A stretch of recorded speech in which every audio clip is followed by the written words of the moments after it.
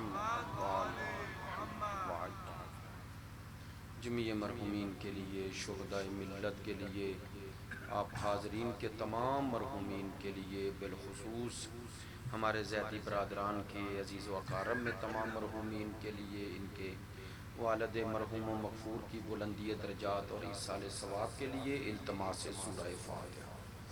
بسم اللہ الرحمن الرحیم۔ الحمدللہ رب العالمین الرحمن الرحیم مالک یوم الدین ایاک نعبد و ایاک نستعین اہدنا الصراط المستقیم صراط الذین انعمت علیہم غیر المغضوب علیہم ولا الضالین۔ اللہم اغفر للمؤمنین والمؤمنات والمسلمین والمسلمات الاحیاء منہم والاموات، تابع لہم بیننا وبینہم بالخیرات انکا مجیب الدعوات انکا علی کل شیء قدیر بحق محمد وآلہ الطیبین۔ اعوذ باللہ من الشیطان اللعین الرجیم، بسم اللہ الرحمن الرحیم۔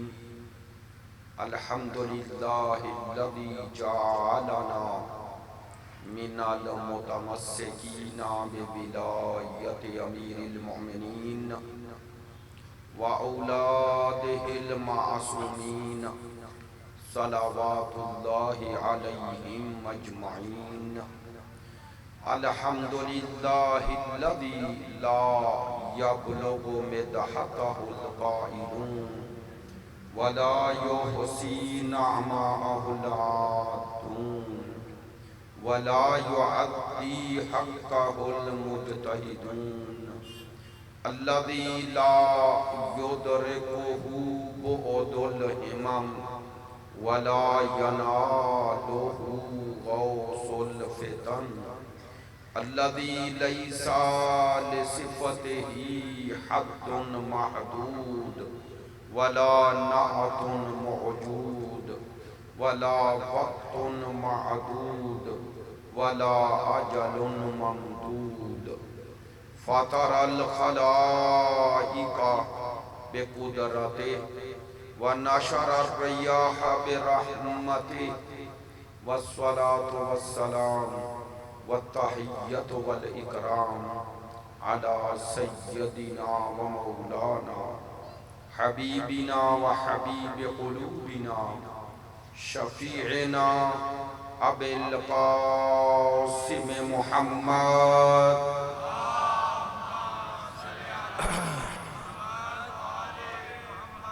وآلہ الاطیبین الاطہرین الاجمدین الامجدین الذین اذھب اللہ عنہم الرجس وطہرہم تطہیرا۔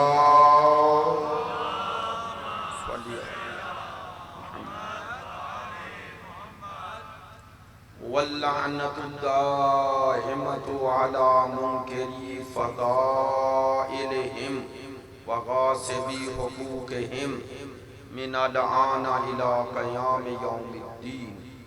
اما بعد فقد قال سبحانہ وتعالی فی کتابہ المجید وکلامہ الحمید وهو أصدق الصادقين وقوله الحق۔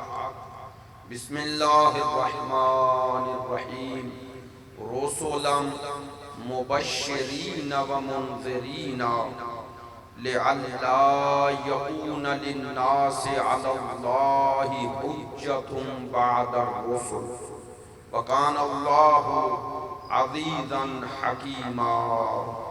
رب اشرح لي صدري ويسر لي امري واحلل عقدة من لساني يفقهوا قولي۔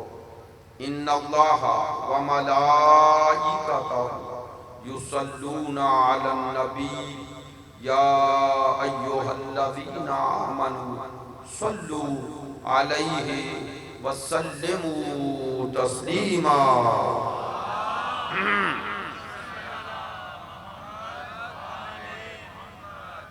آپ تمام حاضرین کی صحت اور سلامتی کے لیے، مقامات مقدسہ کی حفاظت کے لیے، مجاہدین اسلام اور مدافعین حرم اہل بیت کی کامیابی اور کامرانی کے لیے، دشمنان دین یزیدیت، ناصبیت، خارجیت کی نیستی اور نابودی کے لیے، تعاجیل ظہور امام زمان کے لیے، ہمارے ملک کے استحکام کے لیے، مریضوں کی شفا یابی کے لیے، ان مجالس میں آپ کی شرکت کی قبولیت کے لیے، ہمارے برادران کی ان زحمات کی قبولیت کے لیے، علماء کرام، مراجع کرام، ذاکرین عظام، ماتم داران سید الشہداء، عزاداران مظلوم کربلا کی توفیقات خیر میں اضافے کے لیے، ان تمام دعاؤں کی قبولیت کے لیے آپ حاضرین کی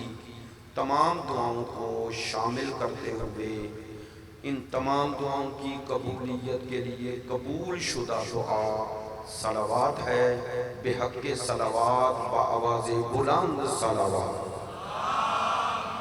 صلی محمد وآل محمد۔ واجب الاحترام معزز و مکرم حاضرین مجلس، محبان اہل بیت، پیروان مکتب ولایت، عاشقان مکتب شہادت، سلسلہ مجلس جو خمسہ مجالس ہیں اس کی آج چوتھی مجلس ہے۔ عنوان گفتگو معرفت امام زمان عجل اللہ تعالی فرجہ الشریف۔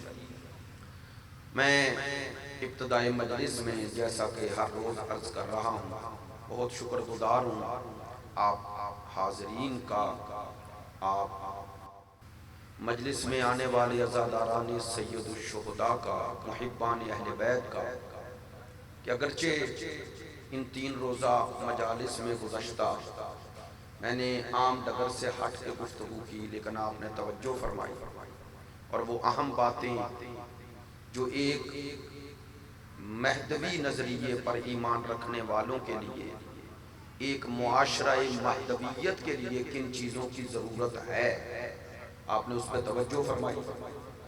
اور اس حوالے سے چونکہ ممبر سے گفتگو میں یہ بھی کہوں تو جسارت نہیں، یا ہوتی نہیں، یا ہوتی ہی کم ہے، اس لیے ہماری ذہنی، فکری، علمی آمادگی بہت کم ہے، اور ہم پھر سوال بھی کرتے ہیں کہ امام زمان کا ظہور کیوں نہیں ہو رہا۔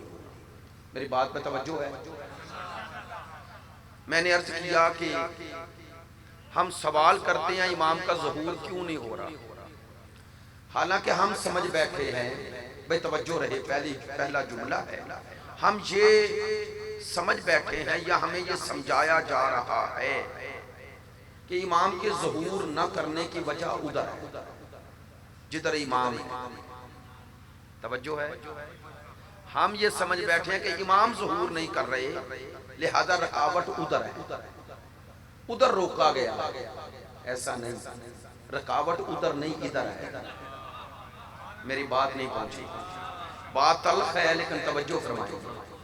اس ظہور کی راہ میں حائل ادھر کوئی نہیں، ادھر ہے، چونکہ غیبت کا سبب ادھر والے بنے ہیں، ادھر والا نہیں۔ میری بات توجہ ہے، غیبت کا سبب ادھر کی وجہ سے ہوا ہے، ادھر کی وجہ سے نہیں۔ بھئی آسان لفظوں میں بات کروں، 11 ائمہ آئے، لوگوں نے ان کی قدر کی؟ بولیے، نہیں کی۔ ہر امام زہر سے یا تلوار سے شہید ہوا، ایسے ہی ہے، زندانوں میں رہے، گھروں میں انہیں محبوس رکھا گیا، ان پر ظالم، فاسق، فاجر حکمرانوں کی، تو یہ ظالم، فاسق، فاجر حکمران جو ظلم کر رہے تھے، اس ظلم میں وہ بھی مددگار تھے جو ظلم دے کے خاموش تھے، ہے یا نہیں؟ اب میں بات کی دلیل اس لیے دے دیتا ہوں، کوئی اسے میری بات نہ سمجھے۔ مثلا ہم زیارت عاشورہ پڑھتے ہیں تو اس میں چند لانتے کرتے ہیں، اب لوگ لعنت کو اگر گالی سمجھتے ہیں تو معذرت چاہتا ہوں، لعنت گالی نہیں، اگر گالی ہوتی تو اللہ قرآن میں ذکر نہ کرتا۔ نہیں توجہ، خدا نے فَنَجْعَلْ لَعْنَتَ اللَّهِ عَلَى الْكَاذِبِينَ لعنت اللہ علی الظالمین، ایسے ہے نا، لعنت اللہ علی الکافرین کی ہے نا۔ تو جو اللہ خود لعنت کر رہا ہے وہ گالی کا حکم تو نہیں دے گا، اور وہ بھی قرآن میں۔ بس لعنت یہ ہے کہ آپ کسی سے جو اس نقطہ نظر میں جو اللہ نے دیا ہے، اللہ کے نمائندوں کے مقابل جو آئے اور ان کی تبلیغات کی راہ میں رکاوٹ بنے، لعنت یہ ہے ان کے لیے بد دعا کرنا۔ نہیں توجہ فرمائیے، ان کے لیے بد دعا کرنا، یعنی بد دعا کا معنی یہ کہ اے اللہ ان پہ لعنت کر۔ لعنت کر کیا معنی؟ انہیں رحمت سے نکال دے، یہ ہے معنی۔ توجہ ہے، لعنت کا معنی کہیں گالی نہیں، لعنت کا معنی ہے کہ اے اللہ وہ لوگ جنہوں نے تیرے بنائے ہوئوں پہ ظلم کیے ہیں ان کو اپنی رحمت سے نکال۔ تو کیوں کہتے ہیں؟ اس لیے کہتے ہیں تاکہ آپ کی وابستگی ان سے ہو جائے جو اللہ کے بنائے ہیں،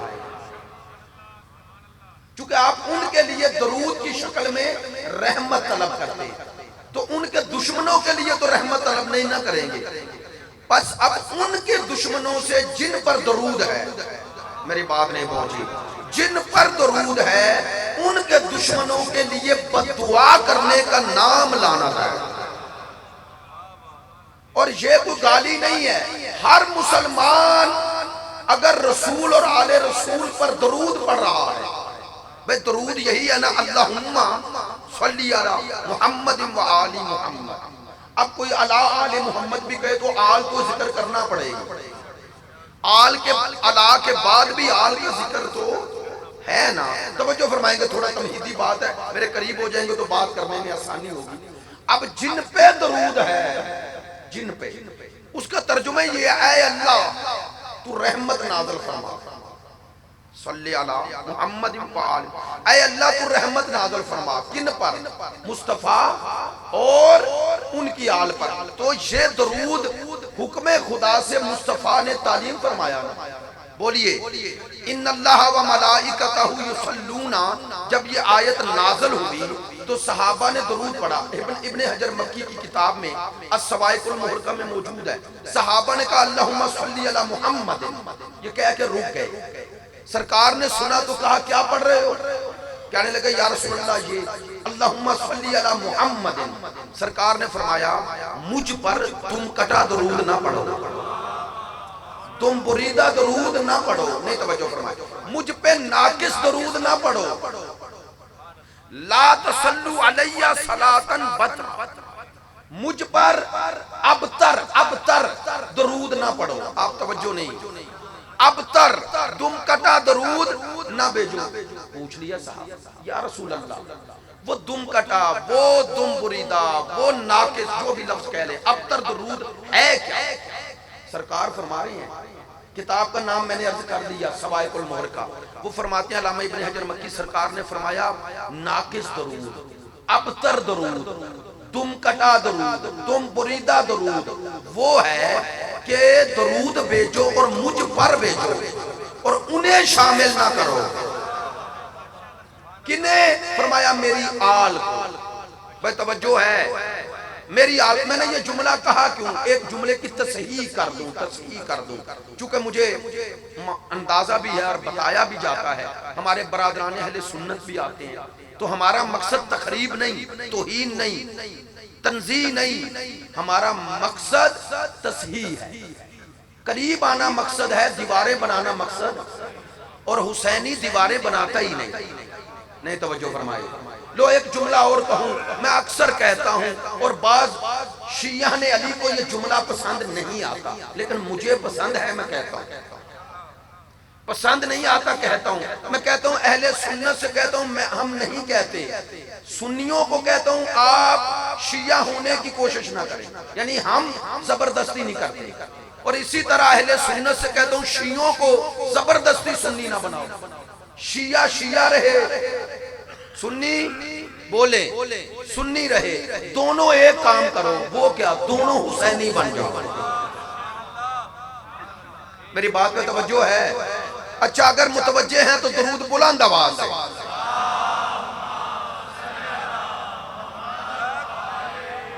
دوستان اگر زحمت نہ سمجھ تھوڑا نزدیک آئیں، چونکہ بعد والے آنے والے جہاں ہوتے ہیں وہیں بیٹھ جاتے ہیں اور تھوڑا فاصلہ زیادہ ہوتا جاتا ہے۔ تھوڑا زحمت فرمائیں، پیچھے والے دوست جو بزرگ ہیں وہ بیٹھے رہیں، صرف آگے آئیں، آگے آئیں، تھوڑا سا آگے آئیں، تھوڑا آگے آئیں۔ بسم اللہ، بہت شکریہ، جزاک اللہ، مولا آپ کی توفیقات میں اضافہ ہو۔ چونکہ پھر وہ آنے والے زحمت نہیں فرماتے، پتہ نہیں دور دور کیوں بیٹھتے ہیں، حالانکہ ہم تو جیکٹ والے ہیں بھی نہیں ہیں، پھر بھی لوگ ڈرے رہتے ہیں کہ توجہ ہے میری بات ہے۔ جو میں جو ایک تصحیح کرنا چاہتا ہوں، عرض کر رہا ہوں، اس کو بات کو نوجوان بھی ماشاءاللہ توجہ سے سماعت فرمائیں۔ سرکار نے فرمایا مجھ پر ناقص دم کٹا، دم بریدہ درود نہ بھیجا۔ کون سا ہے؟ فرمایا جو میری پر درود بھیجا جائے اور میری آل پر نہ بھیجا۔ پوچھا صحابہ نے آپ پھر درود تعلیم فرمائیں، بخاری شریف میں ہے۔ سرکار نے فرمایا یہ پڑھو، اللہم صلی علی محمد و آل محمد۔ ابھی تو انجینئر محمد علی صاحب اور دوسروں کی وہ کلپ بھی آ گئی، وہ کہتے ہیں شیعوں کا یہ جو درود ہے طریقہ درست ہے، انہوں نے قبول کیا ہے، انہوں نے کہا یہی طریقہ درست ہے، اور یہ آل محمد یہی مسنون یعنی سنت والا طریقہ ہے۔ اب سرکار نے فرمایا کہ جو مجھ پہ درود بھیجے اور میری آل کو شامل نہ کرے اس کا درود ناقص ہے۔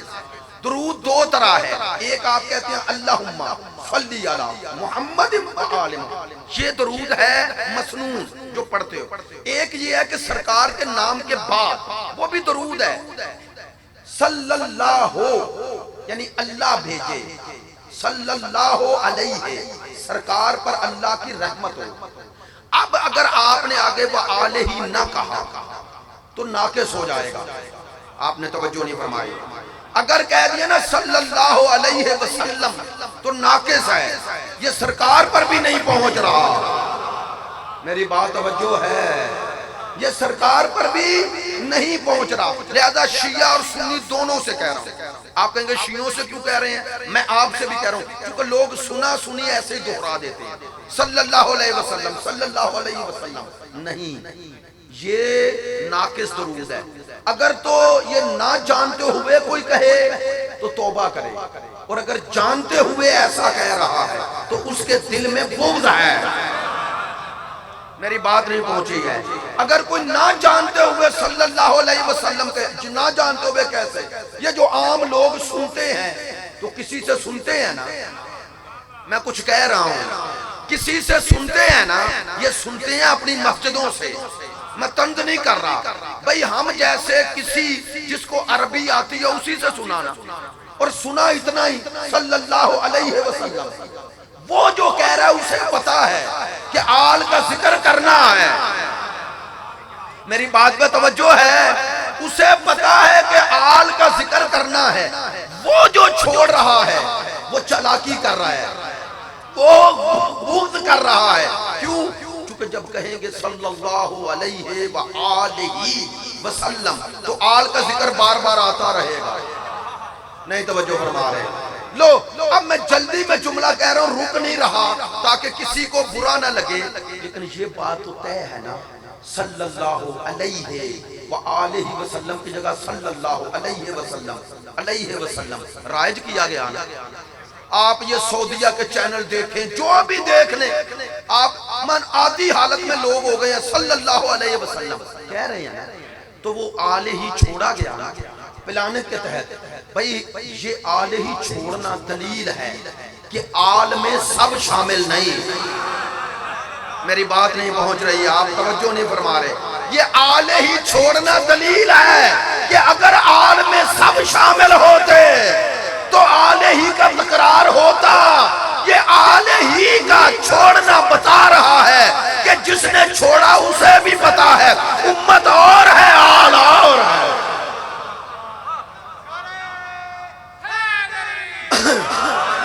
اسے بھی خبر ہے، اسے بھی اس بات کی خبر ہے، وہ اسی لیے تو آلہ ہی چھوڑ رہے۔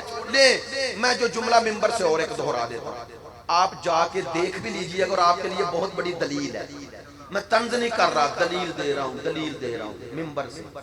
میں ایک جگہ کھڑا تھا تو وہاں پر بڑے الفاظ میں درود لکھا ہوا تھا ہمارے برادران کا، الصلاۃ والسلام علیکہ یا رسول اللہ وعلی آلکہ واصحابکہ. وہ دوست مجھے کہنے لگے قبلہ یہ کبھی غور کیا؟ واللہ میں اب نام لے رہا ہوں، میں اپنی بڑے اوپر نہیں دکھا. میں نے پڑھا، میں نے کہا یہ علی آلکہ واصحابکہ. اس نے کہا یہ تو خود بتا رہا ہے کہ آل اور ہیں صحابہ اور ہیں. توجہ نہیں فرمائی. انہوں نے کہا جو کہہ رہے ہیں خود علی کا وائی صحابی کا، تو علی کا اور ہے اصحابی کا اور ہے. البتہ یہ درود مسنون نہیں، ہم اس کے مخالف نہیں ہیں. ہم کہتے ہیں یہ محبت کا اظہار ہے، کوئی جس کو مرضی بڑھاتا رہے، لیکن نماز میں نہیں بڑھا سکتا. نماز میں محمد و آل محمد ہی رہے گا. نماز سے باہر جسے مرضی شامل کرو، عبادت میں یا مصطفیٰ شامل ہے یا آل مصطفیٰ شامل ہے. میری بات میں توجہ ہے. چلے میں نے کہا کل ذرا باتیں تھوڑی زیادہ مشکل ہو گئی، تھوڑا آسان کر کے آپ میرے ساتھ ہو جائیں. توجہ ہے؟ ہاں بات پہ توجہ رہے. اب جو باتیں آپ سے کر رہا ہوں اور میں معذرت چاہتا ہوں، دست بستہ بات کہہ رہا ہوں. اب ذہن میں بات آ رہی ہے تو کہہ دیتا ہوں. ماشاءاللہ یہ سننے والے ہوتے ہیں، پہلے 5 سے 10 منٹ میں مومنین جو آ جاتے ہیں ان کی سمجھ تو آتی ہے کہ آ رہے ہیں مجلس سننے. مجھے ان کی سمجھ نہیں آتی جو 55 منٹ کے بعد آ رہے ہیں. نہیں آپ کو سمجھ ہے، ٹھیک ہے نا؟ اب کیا کیا جائے؟ میں معذرت چاہتا ہوں، بات بڑی سخت ہے، معذرت چاہتا ہوں. ہاں اگر تو بیچارہ کوئی لیٹ ہو گیا وہ تو ٹھیک ہے، لیکن اگر آپ کو کثرت کے ساتھ 55 منٹ کے بعد آتے نظر آئیں. وہ میں ایک جگہ مجلس پڑھ رہا تھا تو اسی طرح ہی نا بندے ایک دم 20-25 آخر مجلس میں، جیسے میں مصاحب کی طرف گیا تو آ گئے. تو بندہ دیکھتا ہے کہ 20-25 بندے آگئے، اللہ خیر کرے. میں نے دیکھا ایک مومن آگے بیٹھے ہوئے کہتے ہیں قبلہ پڑھو، یہ نیازی گروہ. توجہ فرمائیے، صلوات پڑھیں بلند آواز.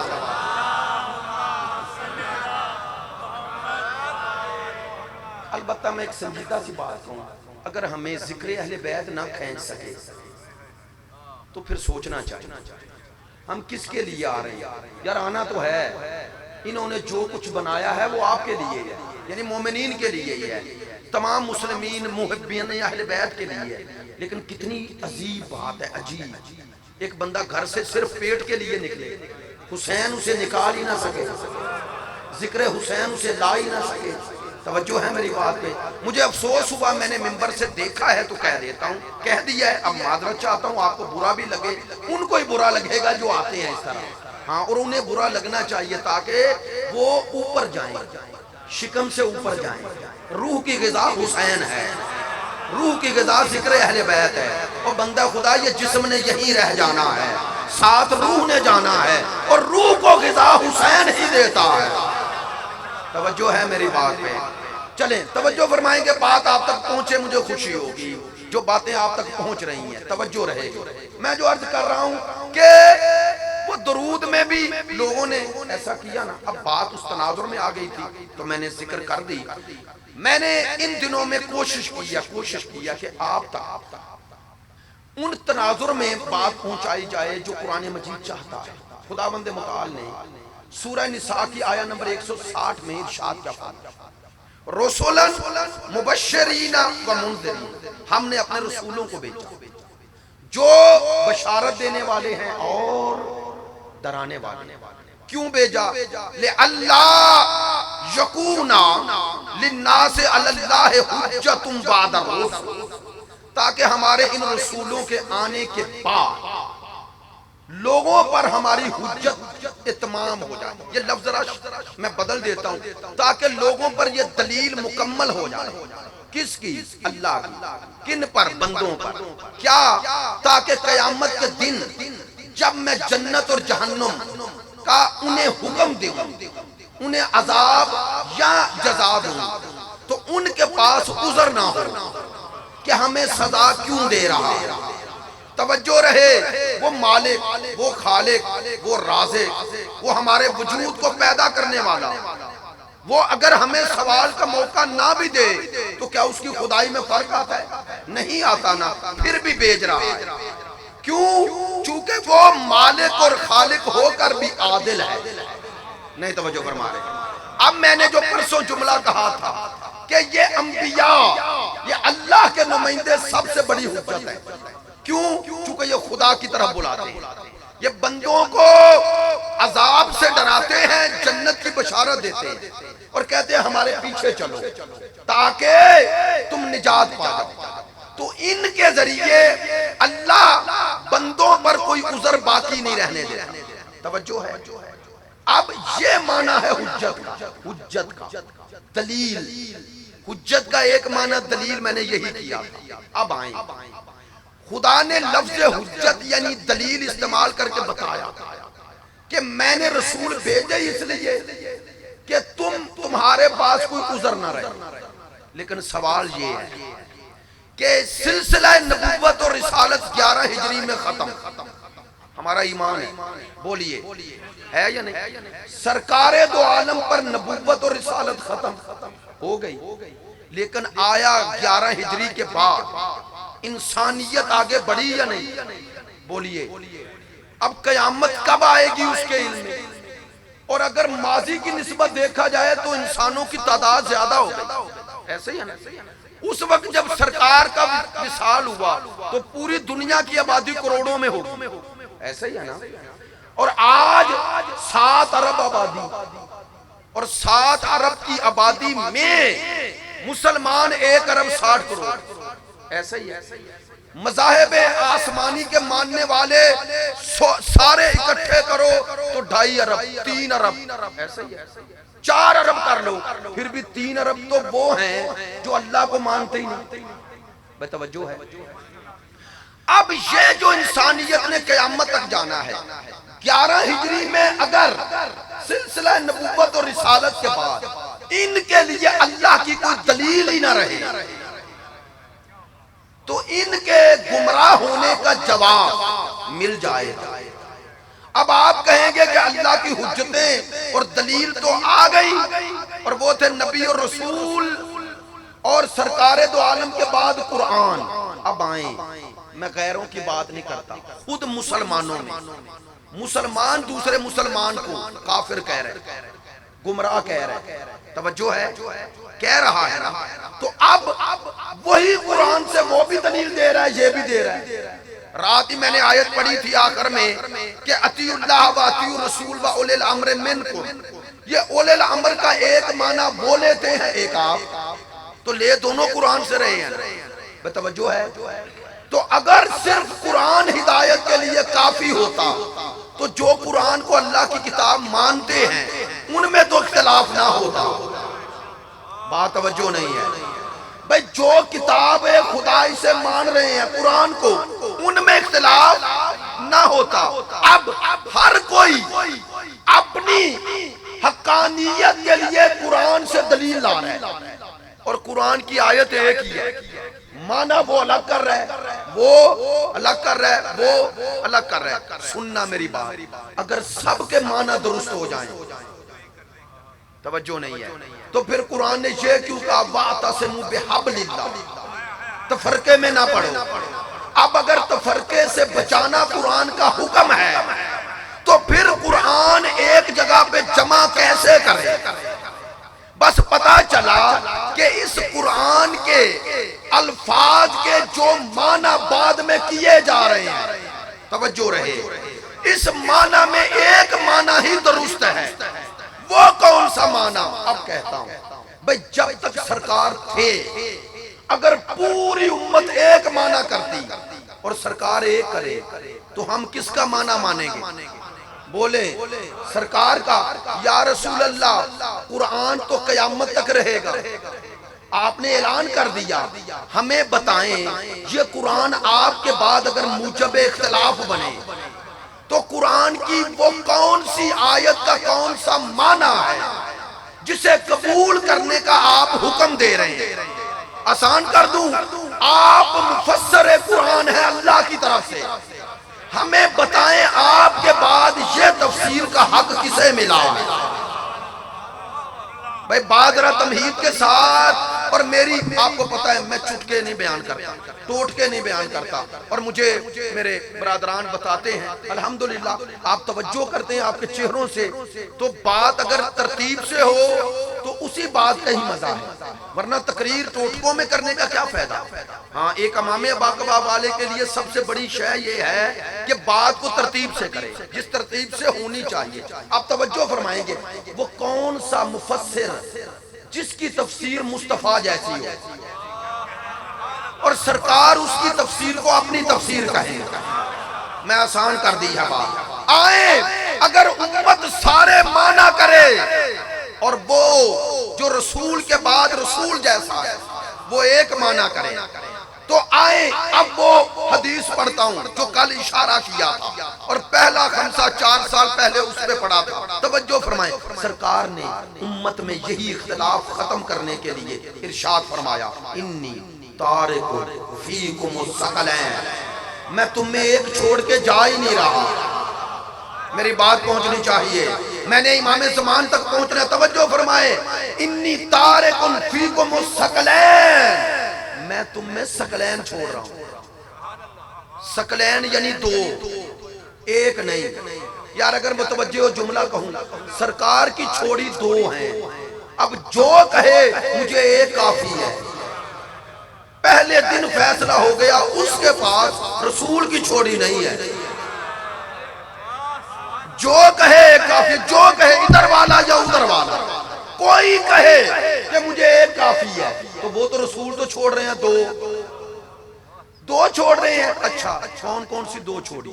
کتاب اللہ، ایک اللہ کی کتاب چھوڑ رہا ہوں، وَإِتْرَتِي أَهْلَ بَيْتِي، کتاب کا نام لے رہا ہوں صحیح مسلم شریف باب فضائل علی،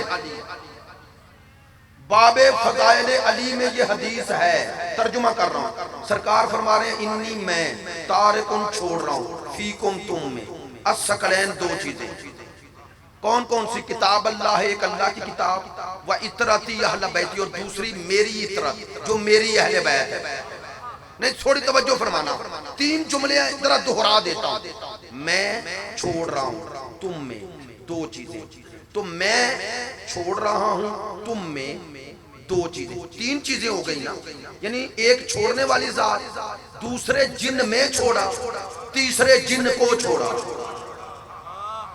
پڑھے لکھے دوستوں سے توجہ یار، روایتی بات نہیں کر رہا، ایک وہ ذات جس نے چھوڑا، دوسرے وہ جن میں چھوڑا، اور تیسری وہ جن کو چھوڑا، تو مجھے بتائیں سرکار نے جن کو چھوڑا ان کا تو نام لیا، کہا ایک اللہ کی کتاب ہے، دوسری اہل بیت ہے، تو اگر سارے ہی اہل بیت تھے تو چھوڑا کن میں؟ توجہ نہیں ہے، بڑی مہربانی، اگر سارے ہی اہل بیت تھے تو چھوڑا کن میں؟ اور چھوڑا کن کو؟ جنہیں چھوڑا وہ اور ہیں، جن میں چھوڑا وہ اور ہیں، نہیں دونوں میں فرق بتاؤں، سرکار کی حدیث پڑھ رہا ہوں یار، شیعہ سنی دونوں کتابوں میں ہے، سرکار کی حدیث ہے، فرماتے ہیں ما ان تمسکتم بہما، جب تک ان دونوں کا دامن پکڑے رکھو، کس کس کا؟ قرآن اور دامن تھامے رہو گے ہرگز گمراہ نہیں ہوگے، نہیں توجہ نہیں فرمائی۔ اب جملہ اپنی ٹرمنالوجی میں آسان کرنے کی کوشش کروں گا، ایک ہوتا ہے منطوق نطق، ایک ہوتا ہے مفہوم، وہ پشت پر ہوتا ہے۔ سرکار کا منطوق کیا ہے کہ جب تک قرآن اور اہل بیت کا دامن تھامے رہو گے گمراہ، یہ ہے منطوق۔ مفہوم کیا ہے جو اس کی پشت پر ہے کہ جس نے ان کا دامن چھوڑ دیا وہ گمراہ ہے۔ آپ متوجہ ہیں میری بات پر؟ سرکار نے دیکھیں جامع ترمذی کی حدیث ہے، جامع ترمذی کی، سرکار نے فرمایا 2 چھوڑ رہا ہوں، ایک قرآن ایک اہل بیت، دونوں کا دامن تھامنا، ایک کا نہیں، دونوں کا دامن تھامنا ہے تو کیا مانا؟ وہی بات جو رات کی تھی، اگر قرآن سمجھنا ہو تو ان کے در پہ جانا، اور اگر انہیں سمجھنا ہو تو قرآن کے در پہ آنا. دونوں سے بات کر رہا ہوں, سنیں. وہ بھی غلطی پر ہیں جو اہل بیت کو چھوڑ کے قرآن لے رہے ہیں, اور وہ بھی غلطی پر ہیں جو قرآن چھوڑ کے دعوی محبت اہل بیت کر رہے ہیں. دونوں غلط ہیں. منبر سے کہہ رہا ہوں, برملا کہہ رہا ہوں, چونکہ میری سرکار نے فرمایا یہ جدا نہیں ہوں گے. نہیں, میں نے رات معلوم نہیں یہ جملہ عرض کیا یا نہیں. ایت اللہ جوادی عاملی فرماتے ہیں یہ معنی, یہ دونوں جدا نہیں ہوں گے, اس کا کیا معنی؟ فرماتے ہیں اس کا معنی یہ ہے جو انہیں جدا کرے گا یہ جدا نہیں ہوں گے, وہ دونوں سے جدا ہو جائے گا. بہت شکریہ, جزاک اللہ. جنہیں بات سمجھ میں آئی ہے توجہ فرمائیں. فرمایا یہ جدا نہیں ہوں گے. ایک صلوات پڑھ لیں بلند آواز.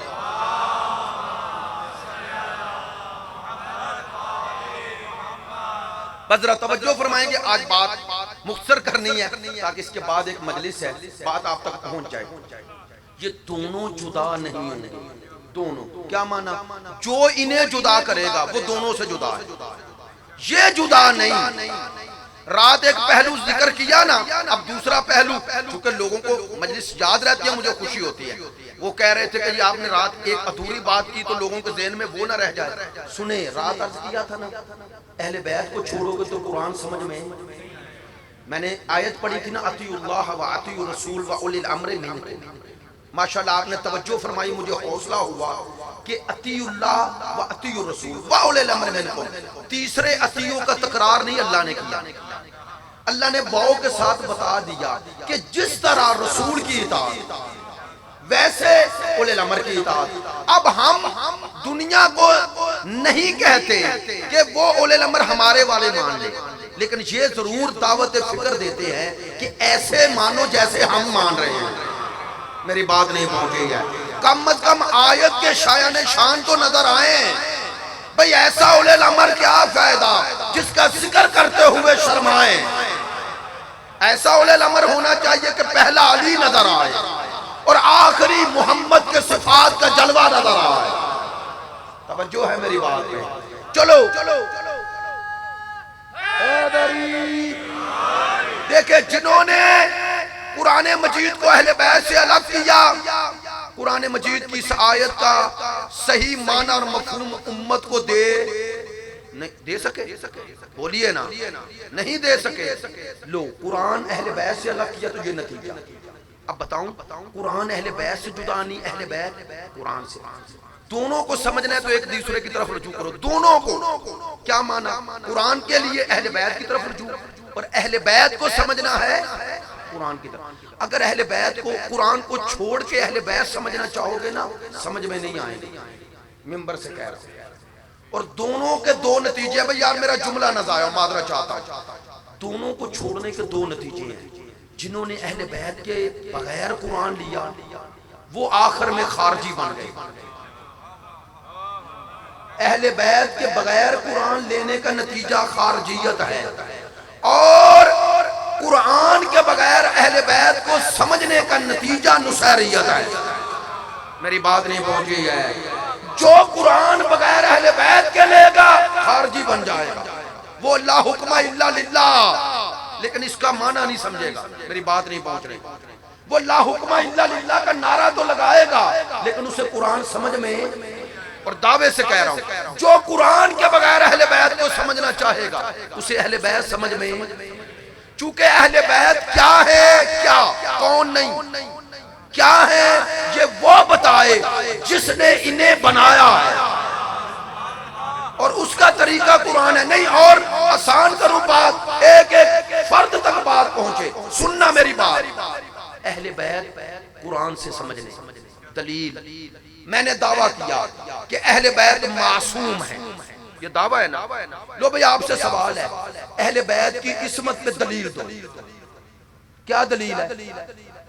ماشاءاللہ بہت خوب. میرے بھائی نے, چھوٹے نے بہت خوبصورت بات کی, وہی جو میں کرنا چاہ رہا تھا, اور آپ سب کرتے تو مجھے خوشی ہوتی. اہل بیت کی عصمت پر دلیل انما یرید اللہ, آیت تطہیر. ایسا ہی ہے نا. لو دوسرا سوال, اہل بیت اللہ کے بنائے ہوئے سچے ہیں, دلیل آیا مباہلہ پڑھ دی، توجہ نہیں ہے۔ میں نے سوال پھر کیا کہ اہل بیت کی ولایت پہ دلیل دو کہ ان کی ولایت واجب ہے، آپ نے انما ولیکم اللہ پڑھ دی، نہیں توجہ فرما رہے۔ لو میں نے دعویٰ عصمت کیا، آپ نے آیت تطہیر پڑھی۔ میں نے دعویٰ صداقت کیا، آپ نے آیت مباہلہ پڑھی۔ میں نے یہ دعویٰ کیا کہ ان کی محبت واجب ہے، دلیل دو، آپ نے آیت مودت پڑھ دی۔ میں نے دعویٰ کیا کہ یہ ولایت ان کی اللہ کی طرف سے واجب ہے، آپ نے انما ولیکم اللہ پڑھ دی۔ نہیں، آپ بات متوجہ نہیں، آپ نے توجہ نہ فرمائی کہ قرآن اور اہل بیت کی حقیقت کیسے ایک ہے، دعویٰ ادھر ہے، دلیل ادھر آئے۔ بڑی مہربانی، توجہ ہے، بہت شکریہ، جزاک اللہ۔ اللہ محمد والے محمد وعجل، توجہ ہے، بات پہ توجہ ہے۔ دعویٰ ادھر آل محمد کی طرف اور دلیل ادھر نہیں۔ دعوے کے لیے دلیل ضروری ہوتی ہے، ورنہ دعویٰ ادھورا ہے، نہیں توجہ فرما رہے۔ لو بھائی، ہم آل محمد کے سارے فضائل جو پڑھتے ہیں دعویٰ ادھر کرتے نظر آتے ہیں، دلیل ادھر نظر آتی ہے۔ تو جس نے دونوں کو چھوڑ دیا اسے نہ دلیل ملے گی نہ دعویٰ ملے گا۔ توجہ ہے میری، بہت شکریہ، جزاک اللہ۔ اب امام زمان سے منسلک کیسے کریں؟ سرکار نے فرمایا دو چھوڑ رہا ہوں اور دونوں جدا، بھائی دونوں جدا نہیں ہوں گے، دو معنی ہی متصور ہے، دو۔ اگر قرآن کچھ کہے اہل بیت کچھ کہے تو جدا ہو گئے نا، بولیے ہو گئے نا۔ مثلا جہاں انسان کسی کے مخالف چلے تو جدا ہے نا۔ جب آل محمد کے پاس کسی آیت کا معنی مفہوم مطلب نہ ہو تو جدا ہو گئے، توجہ ہے۔ بس ثابت ہو گیا کہ قرآن میں جو ہے وہ آل محمد کے سینوں میں ہے۔ میری بات پہ توجہ ہے، چونکہ سرکار نے فرمایا یہ جدا نہیں ہوں گے۔ لو ایک اور لطیف سا جملہ کہتا، اگر پہلے کسی سال میں کہا تو معذرت چاہتا ہوں، یہ جدا نہیں ہوں گے چونکہ دونوں کی حقیقت ایک ہے۔ یہ سکہ ہدایت کے دو رخ ہیں، جو دیکھنے میں دو ہیں، حقیقت میں اکثر یہ مثال دیتا ہوں، سکہ لو اور اسے جدا کرو، دو طرفیں ہیں نا، وہ سکے کی دو طرفیں ہوتی ہیں نا، جدا کر کے دکھاؤ، کر سکتے ہیں؟ برادر فرما رہے ہیں جیسے جدا کریں گے وہ ضائع ہو جائے گا، یعنی سکہ ہی نہیں رہے گا۔ وہ دو طرفیں رہنے کے لیے ضروری ہے کہ وہ سکہ رہے اور رہے بھی دائرے میں، توجہ نہیں فرمائی۔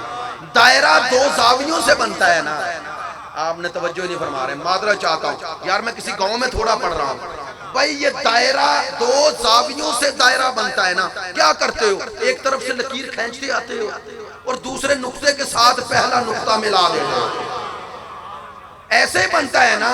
سرکار نے فرمایا یہ جدا نہیں ہوں گے، حقیقت میں فرمایا کہ یہ قرآن اور اہل بیت یہ ایسی ہدایت کے سکے کی طرح ہے کہ دیکھنے میں دو ہیں، حقیقت میں بس اتنا فرق ہے، کتابی شکل میں آئے تو قرآن بنے گا، انسانی شکل میں آئے تو امام بنے گا۔ توجہ ہے،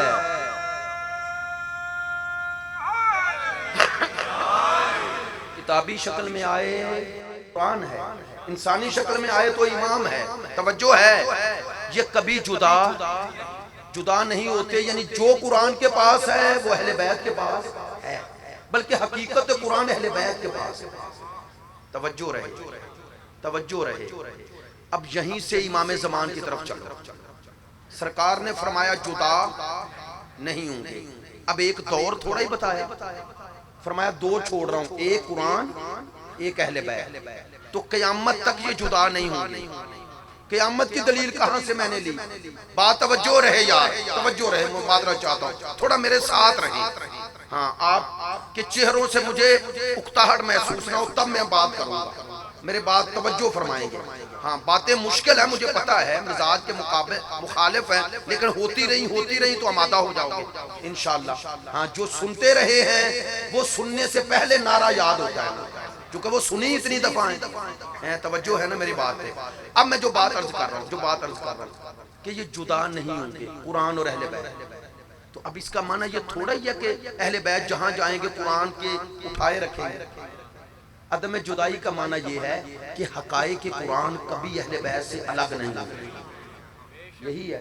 لیکن سرکار نے فرمایا حتی یرد علی الحوض, قیامت تک جدا میرے پاس دونوں پہنچیں گے. اب اپنی بات نہیں کرتا, علامہ ابن حجر مکی فرماتے ہیں یہ حدیث مستند ہے, چونکہ کہتے ہیں صحیح ستہ میں آ گئی, صحیح مسلم شریف میں آ گئی. وہ فرماتے ہیں اس کا انکار نہیں ہو سکتا. کہتے ہیں جب انکار نہیں ہو سکتا تو یہ دلیل ہے کہ جب تک قرآن ہے اہل بیت کی ایک فرد رہے گی. وہ فرماتے ہیں ایک فرد رہے گی جو کبھی جدا قرآن سے نہیں ہوگی. بھئی اس فرد کا ہونا ضروری ہے, نظر آنا ضروری نہیں. میری بات پہ توجہ ہے, چونکہ بات پہنچی اس لیے اس سے اگلی بات کرتا ہوں. موجود وہ نہیں ہوتا جو نظر آئے, ہر موجود پر دلیل نظر آنا نہیں. بھئی میرے جسم میں روح ہے, کوئی مانے نہ مانے یہ حقیقت ہے, ایسا ہی ہے نا. نظر آئی نہیں تو پتہ چلا وجود کا معنی نظر آنا تھوڑا ہے. ہم اس کے موجود کے قائل ہیں. کس کے؟ جو قرآن کی طرح قیامت تک رہے گا. توجہ ہے نہیں, کل عبارت بھی پڑھوں گا اور اس کی وضاحت بھی کروں گا. علامہ ابن حجر مکی نے اس حدیث کے ضمن میں ارشاد فرمایا کہ اس حدیث ثقلین سے ثابت ہوا کہ قرب قیامت تک وہ جو سرکار نے فرمایا تھا کہ میری اہل بیت سے ایک فرد ظاہر ہوگا, فرماتے ہیں یہ دلیل ہے کہ وہ فرد مثل قرآن ہے. کیوں کہتے ہیں اس کے آنے کے بعد ہی قرآنی تعلیمات دنیا میں نافذ ہو جائیں. اللہ اکبر, اللہ نافذ ہو. اب میں پچھلے سال ایک جملے کا اشارہ کیا تھا کہ یہ امام زمان کی غیبت اور غیبت کے بعد طول عمر, یہ دو چیزیں بعض لوگوں کے لیے مشکل ہے. مشکل کا سبب دو ہی ہے, یا انہیں پتہ ہی نہیں یا بغض ہے. بھئی دو ہی, اگر کچھ جانتے ہوئے انکار کرے تو وہ تو بغض ہوتا ہے نا, اور نہ جانتے ہوئے انکار کرے تو بغض نہیں ہوتا. اس کا معنی جہالت ہے, سننا. جب ہم کہتے ہیں ہمارے امام ہیں پردہ غیبت میں, تو لوگ کہتے ہیں پردہ غیبت میں ہے تو کیسے زندہ ہے؟ تو ہمارا جواب ہوتا ہے جیسے حضرت عیسیٰ زندہ ہے. وہ زندہ ہیں یا نہیں؟ اچھا چلے کوئی کہے وہ چوتھے آسمان پہ زندہ ہے, تو زمین کی بات کر دیتے ہیں. حضرت خضر نہیں, توجہ فرمائے, حضرت خضر زندہ ہیں یا نہیں؟ حضرت ذوالقرنین زندہ ہیں یا نہیں؟ توجہ ہے. حضرت الیاس زندہ ہیں یا نہیں؟ اصحاب کہف بولے تو صحیح ہے. چلو ان سب کی تو ایج کا, عمر کا ایک حساب کتاب لگا سکتے ہو. کب سے ہے؟ لو دشمن خدا ہے, خدا کا دشمن اور زندہ بھی ہے. اور کب سے ہے؟ لو اب میں نے سوال مشکل کیا, کب سے ہے؟ بس یہ کہ جواب بھئی جب حضرت آدم کو اللہ نے خلق کیا اور حکم دیا فرشتوں کو کہ سجدہ کرنا, تو انکار کرنے والوں میں کون تھا؟ ابلیس تھا نا. فرشتے بھی تھے نا. تو جب حضرت آدم بنے فرشتے اسی وقت بنے یا پہلے تھے؟ اور یہ ابلیس بھی پہلے تھا. ہاتھ جوڑ کے کہتا ہوں ان لوگوں سے جنہیں سمجھ میں نہیں آتا, وہ آدم سے پہلے ابلیس مان لیتے ہو, فرشتے مان لیتے ہو, آل محمد کو ماننے میں نہیں توجہ فرما رہے. کیا تکلیف ہے بھئی جن کے صدقے میں فرشتے بنے, ان کا وجود نورانی کیوں نہیں ہے؟ اور ائمہ کی حدیث ہیں, احادیث ہیں کہ ہم 2000 سال پہلے, 2000 یہاں کے نہیں وہاں کے, وہاں کے 2000 سال کا ایک دن بتاؤں، یہاں کے 50,000 سال وہاں کا ایک دن، توجہ نہیں فرمائی، ایک دن وہاں کا، اور فرما رہے ہیں ہم 2000 سال پہلے اللہ کی تسبیح و تقدیس کرتے تھے، نہیں توجہ فرمائی، یہ ہے لطافت۔ ائمہ نے اپنی عظمت بتائی، ہم تھے قرب الہی میں، کرتے کیا تھے؟ تسبیح۔ تو ائمہ کی سب سے بڑی عظمت ہی یہ ہے، توجہ نہیں ہے، انہوں نے اپنی عظمت ہی یہ بتائی، ہم اس وقت بھی تسبیح ہی کرتے تھے، توجہ نہیں، یہ لفظ تسبیح کہہ کے بتایا وہ خالق ہے، ہم مخلوق ہیں، جس کی تسبیح کرتے تھے وہ پہلے تھا، اور ہمیں اس نے خلق کیا، مخلوق تھے اس لیے وہاں بھی اپنے خالق سے غافل نہیں تھے، ہم اپنے خالق سے غافل نہیں تھے۔ لیکن اب سوال ہے کہ وہ ابلیس آدم سے بھی پہلے خلق ہوا، جب بھی اللہ نے چاہا، اب اس کی عمر کا چھوڑیں، یہ تو طے ہو گیا نا آدم سے پہلے، اس وقت کا چھوڑیں، آج ہے یا نہیں ہے؟ کب تک ہے؟ قیامت تک۔ قرآن کہہ رہا ہے الی یوم یبعثون، ہم نے اسے قیامت تک کی مہلت دے، اللہ نے دی نا مہلت۔ لو بھئی سب سے سوال کر رہا ہوں، ہر کسی سے، کوئی مسل کی اختلاف کے ساتھ نہیں، یہ شیطان ہے بھی اور قیامت تک رہے گا، اور ہے بھی آدم سے پہلے، اس کی عمر پر تعجب کیوں نہیں؟ اس کی طول عمر پہ سوال کیوں نہیں؟ اور یہ اللہ کا ولی بھی نہیں، کوئی اللہ کا نمائندہ بھی نہیں، اللہ کا دشمن ہے۔ اللہ دشمن کو اتنی طویل زندگی دے تو اعتراض نہیں، اور اگر اپنے نمائندے کو 1250 سال دے دے، نہیں توجہ فرما رہے، تو سوال ہو جاتے ہیں، سوال ہو جاتے ہیں۔ اور اب اگلا سوال، چلو یار مان لیا امام ہے، پردہ غیبت میں ہے، ایسے امام کا فائدہ کیا؟ سوال ہوتا ہے، سوال ہوتا ہے۔ اب وہ سوال کرنے والے کا تو یہ نقطہ نظر ہے ہی نہیں، وہ کہتا ہے کیا فائدہ ایسے امام کا کہ جو پردے میں ہے؟ ہم نے کہا اچھا شیطان ہے تو گمراہ کرتا ہے، بولے نا تو سامنے آ کے کرتا ہے، غائب رہ کے، اللہ کا دشمن غائب رہ کے گمراہ کرے مان لیتے ہو، اور اللہ کا نمائندہ غائب رہ کے ہدایت کرے۔ بہت شکریہ، جزاک اللہ، توجہ ہے میری بات؟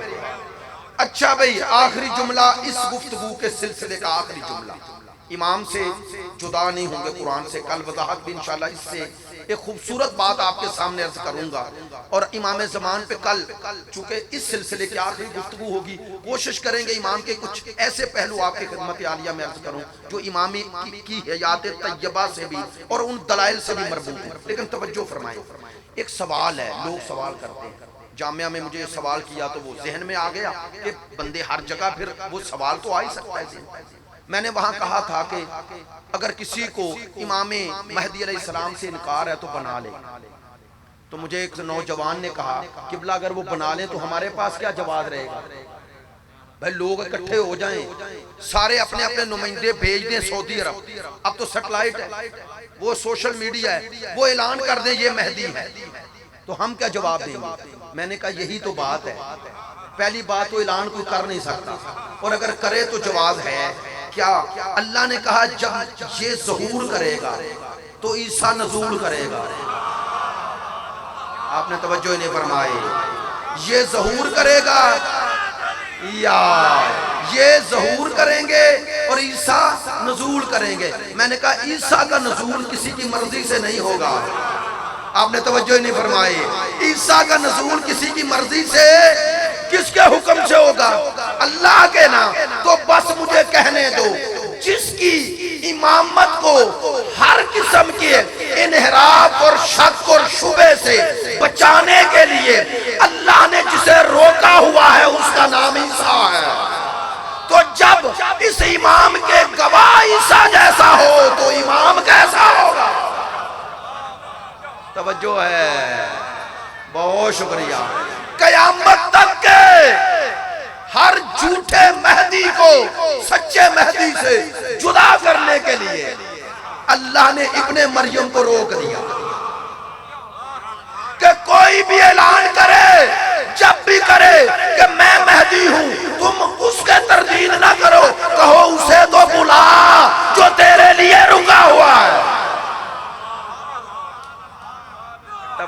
میری بات پہ؟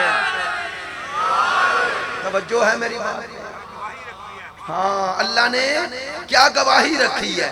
نہیں، اور یہ بھی سارے مسلمان بھائی مانتے ہیں کہ عیسیٰ نبی بھی ہیں، رسول بھی ہیں، صاحب شریعت بھی ہیں۔ ایسا ہی ہے نا بھائی، جس آخری کی گواہی کے لیے ایسا آ رہا ہے، پہلے کا مقام کیا ہوگا؟ بس اتنا فرق ہے، آخری کے لیے بنی اسرائیل کا آخری بھیجا اور پہلے کے لیے نبیوں کا نبی بھیجا۔ کہا تاکہ تمہیں پتا چل جائے یہ سلسلہ ہے کیسا۔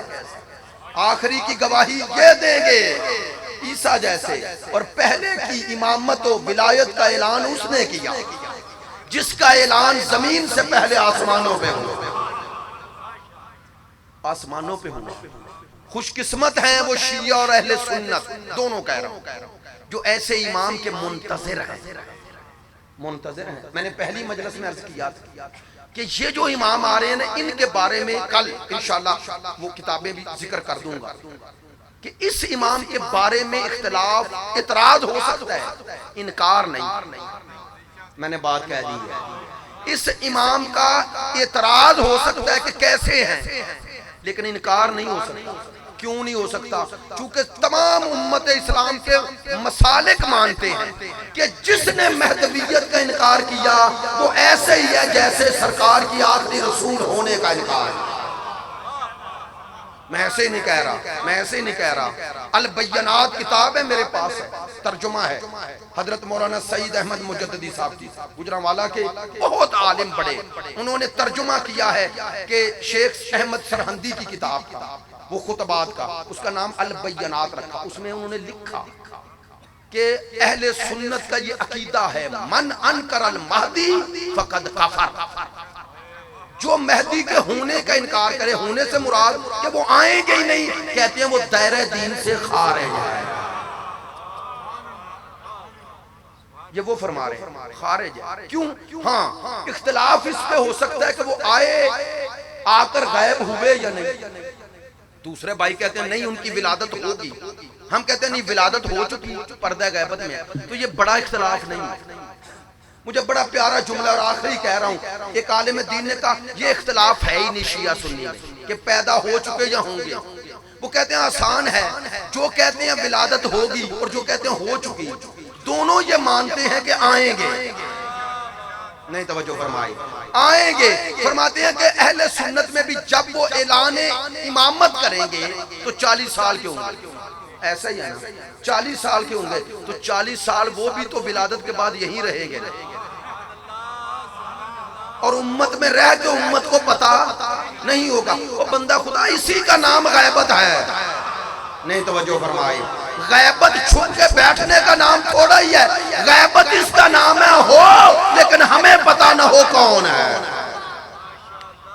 توجہ ہے، انشاءاللہ کل وضاحت کر دوں گا کہ غیبت کی کتنی قسمیں ہیں اور کون سی غیبت ہے جو امام کو حاصل ہے، اور ہم امام کی کس غیبت کے قائل ہیں۔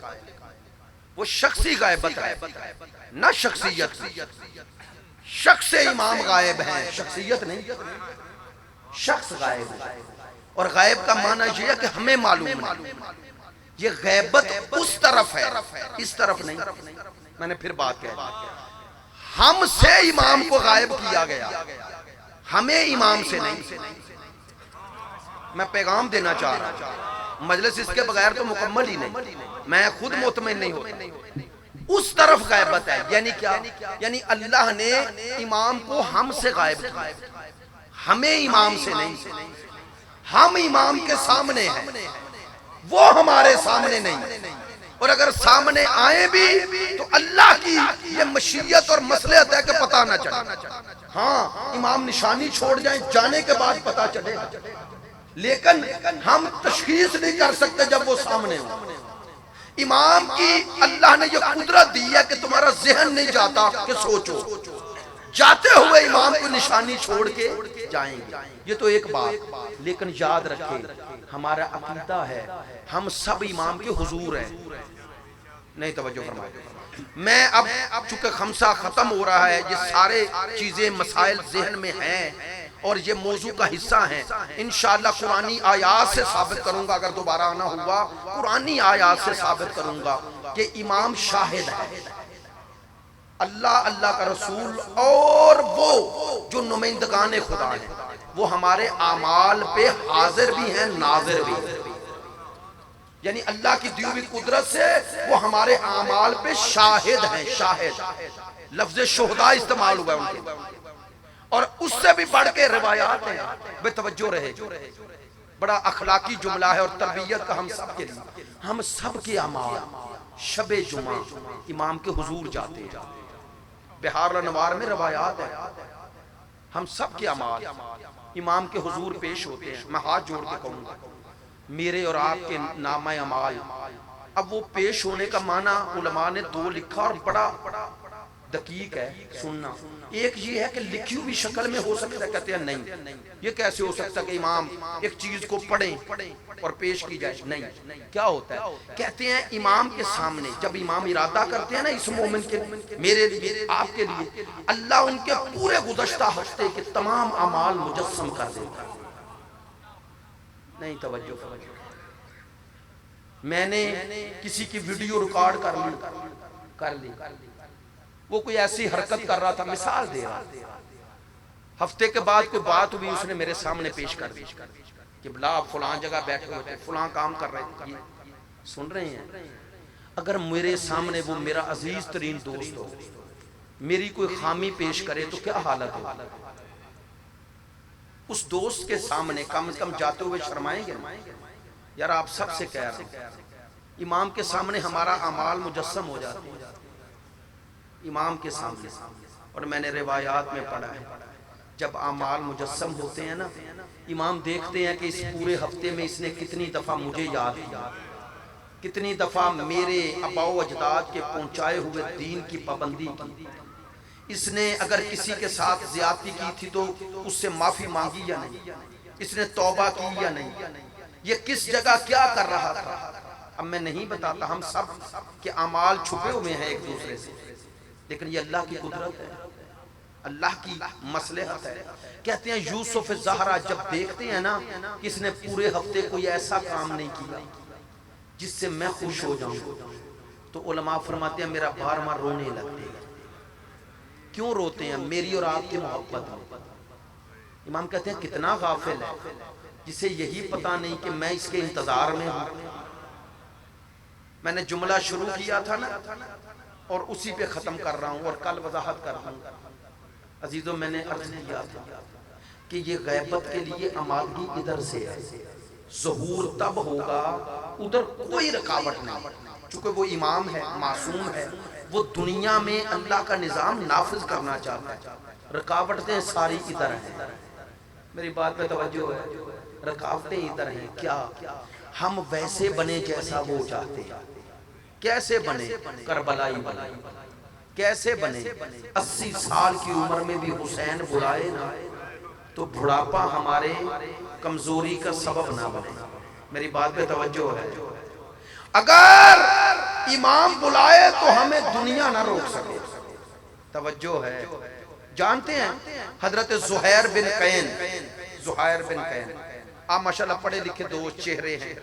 حضرت زہیر بن قین عثمانی مسلک، عثمانی مسلک انہیں کہا جاتا ہے جو حضرت عثمان کی قتل کے بعد ایک فرقہ پیدا ہوا تھا جو مولا علی سے بغض رکھتا تھا اور جن کا یہ نظریہ تھا کہ مولا علی قاتل ہے حضرت عثمان. انہیں عثمانی مسلک کہا جاتا ہے. یہ زہیر بن قین، حضرت زہیر بن قین شہدائے کربلا میں، یہ عثمانی مسلک. جانتے ہیں امام حسین کا قافلہ چل رہا تھا نا، یہ ساتھ ساتھ جہاں امام رکتے نا یہ دور ہو جاتا، امام اسے بلاتے یہ دور جاتا. یہ امام کا بلانا دلیل ہے، امام نے اس کے دل میں جھانکا ہے اور امام ہوتا ہی وہ جو منزل تک پہنچائے. اب یہ دور بھاگ رہے ہیں اور امام قریب بلا رہے ہیں. بس سننا آخری جملہ ہے، ربط مصائب بھی ہو جائے گا. زہیر کو امام حسین کے لشکر میں لانے والی ان کی زوجہ ہے. انہوں نے کہا زہیر نبی کا نواسا تجھے بلائے، بطول کا بیٹا بلائے. تجھے اتنا بغض ہے ان سے، بتا جنت کے سردار کون ہیں؟ رسول نے کسے کہا تھا جنت کے سردار؟ کہتے ہیں بیوی نے جب یہ کہا نا، زوجہ نے، تو اب تبدیلی شروع ہوئی۔ آخر کہاں پہنچے کہ کربلا کے ان شیر دل شہداء میں ایک زہیر ہے جنہوں نے وقت نماز شہادت دی، وقت نماز شہادت دی ہے، اور فرماتے ہیں کہ اس طرح جا کے رجز پڑے کہ جب لوگوں نے تانے دیے نا کہ تو علی اور اولاد علی سے بغض رکھتا تھا، کہنے لگا یہی مجھ پہ اللہ کا کرم ہو گیا اور حسین نے مجھے بلا لیا۔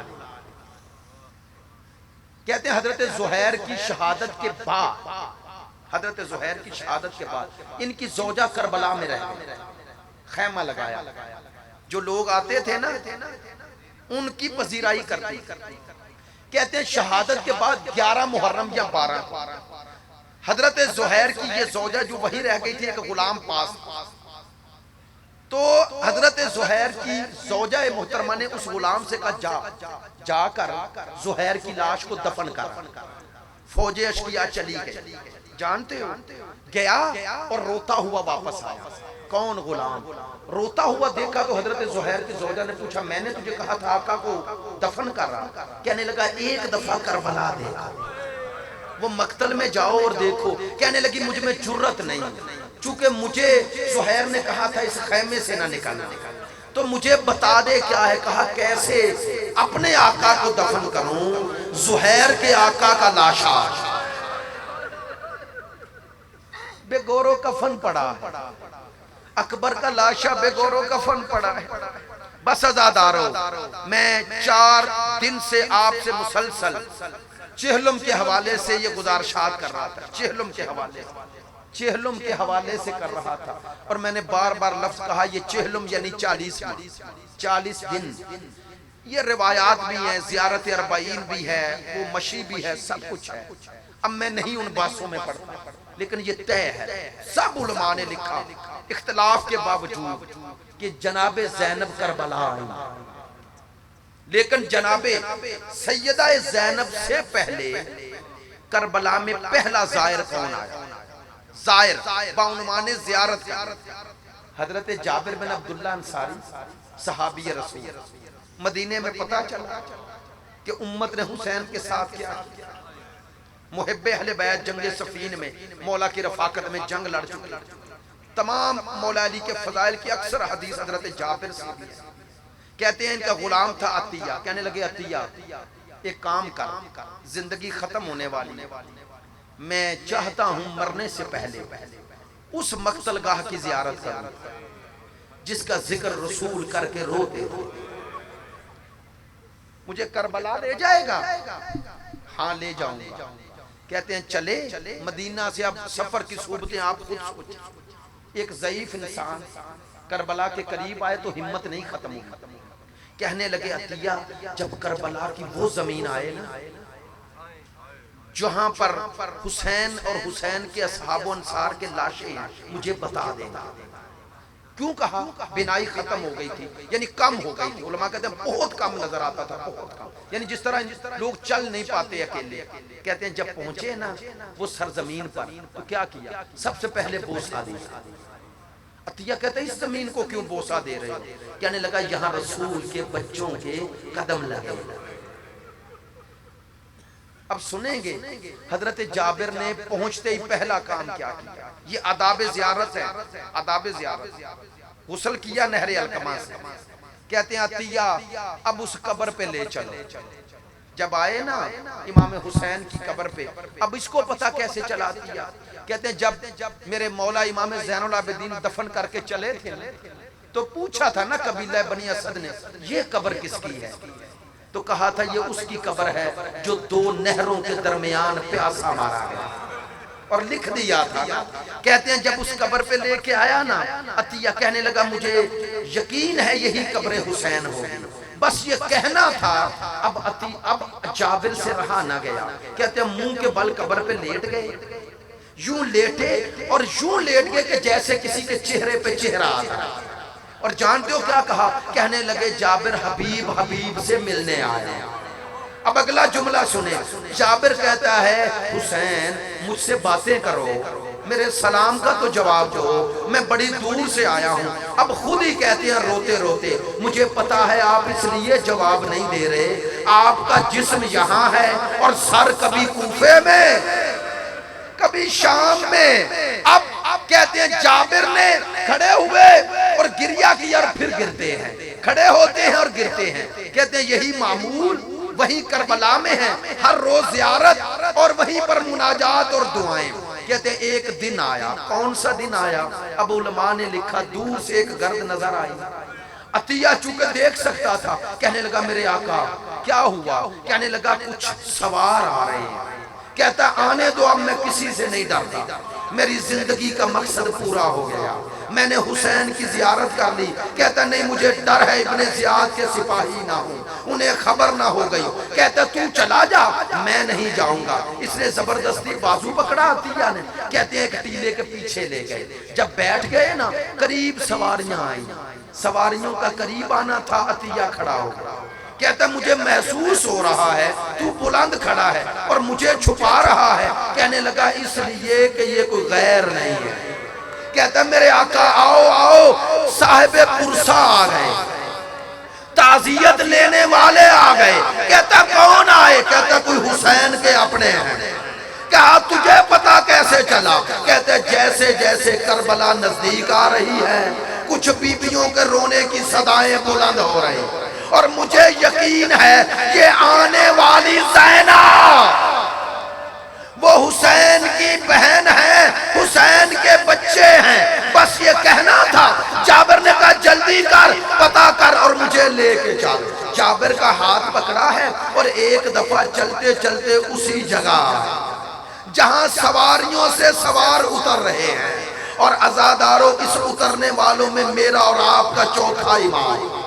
جب نظر پڑی السلام علیکہ یا ابن رسول اللہ، کون ہو؟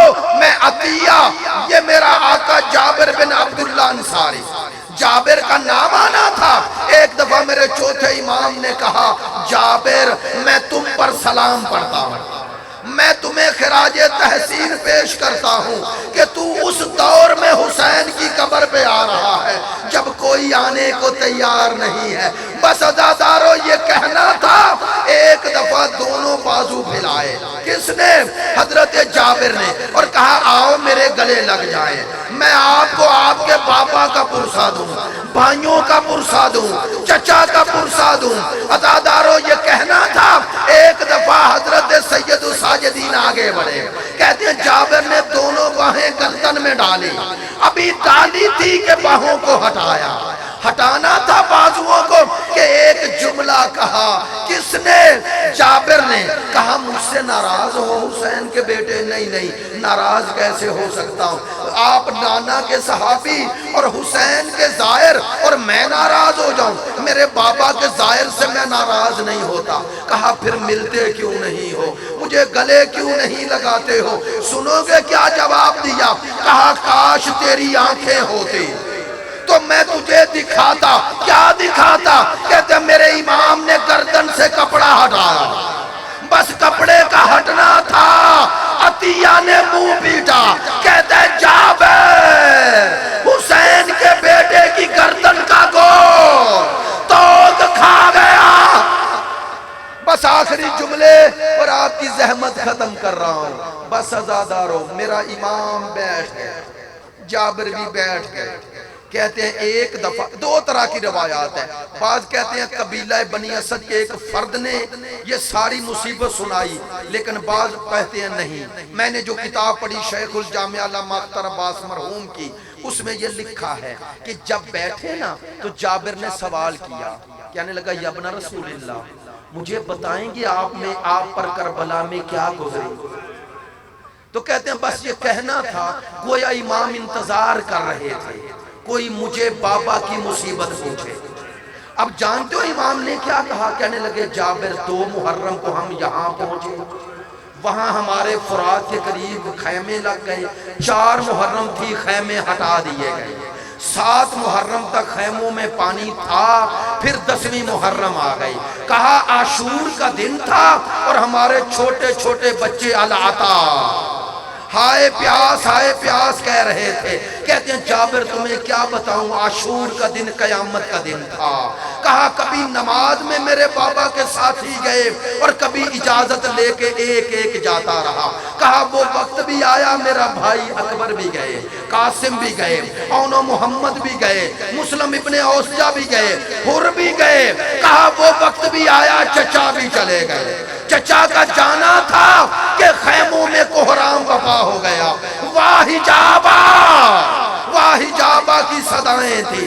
کہا جابر وہ وقت کسی بیٹے پہ نہ آئے جو مجھ پہ آیا۔ کیا وقت آیا؟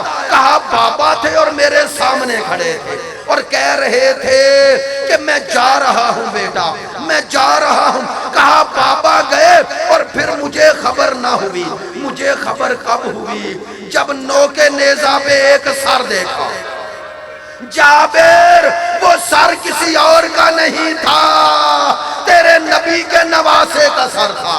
کہا وہ وقت بھی آیا جب ہمارے خیموں کو آگ لگ گئی۔ کہا ان خیموں میں نبی زادیاں تھی اور میں تھا، اور مجھ سے پھپھی پوچھ رہی تھی بتاؤ خیموں میں جل کے مر جاؤں یا خیموں سے نکل جاؤں۔ یہ سننا تھا کہ ایک دفعہ جابر کو غش آیا، میرے امام نے انتظار کیا، جابر ہوش میں آیا تو میرے امام نے ایک جملہ کہا جابر بس اتنا حوصلہ تھا، اتنا مصائب سن سکا؟ ہاتھ جوڑ کے کہتا ہے مولا اس سے بڑی مصیبت بھی کوئی آئی ہے؟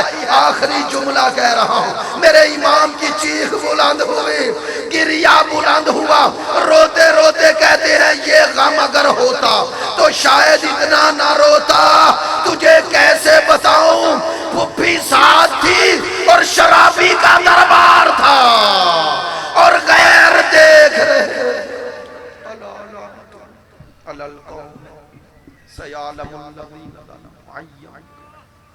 خدایا بحق محمد و آل محمد ہماری اس عبادت کو شرف قبولیت عطا فرما۔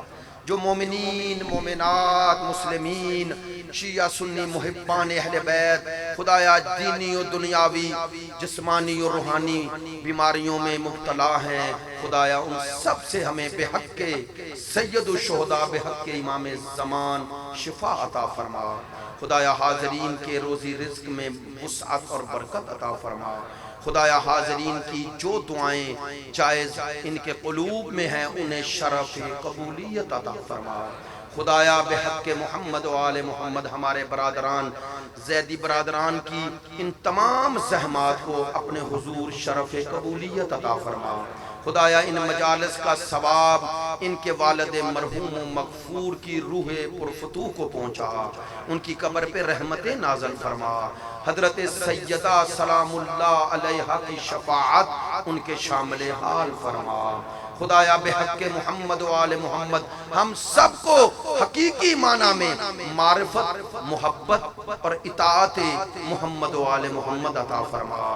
خدایا عزاداری اور ولایت عظیم نعمتیں ہیں، انہیں علم کے ساتھ، شعور کے ساتھ، معرفت کے ساتھ حفظ کرنے کی توفیق عطا فرما۔ خدایا مومنین مسلمین میں اتحاد و اتفاق، ہم دلی اور ہم نشینی قائم فرما۔ کفر جہانی امریکہ و اسرائیل اور اس کے حواریوں کو نیست و نابود فرما۔ ہمارے آقا و مولا کا ظہور فرما بحق محمد۔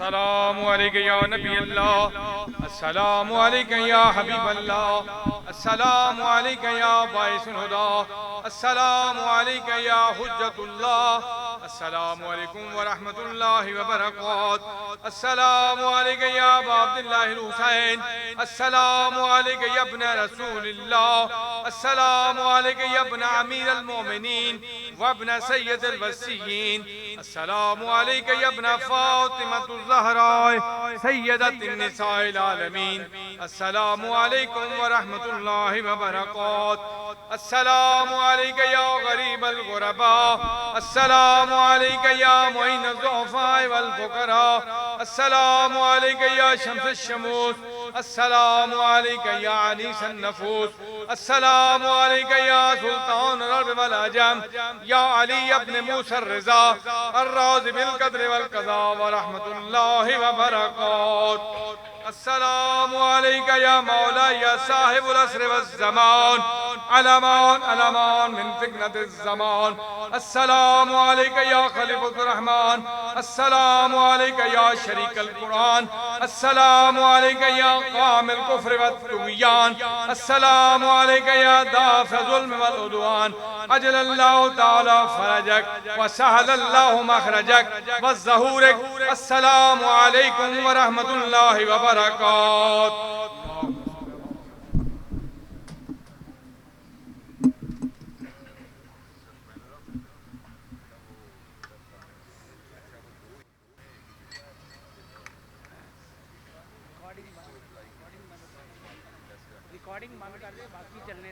ملچدہ میں شرکت فرما کر ثواب دیر حاصل کریں مہربانی کر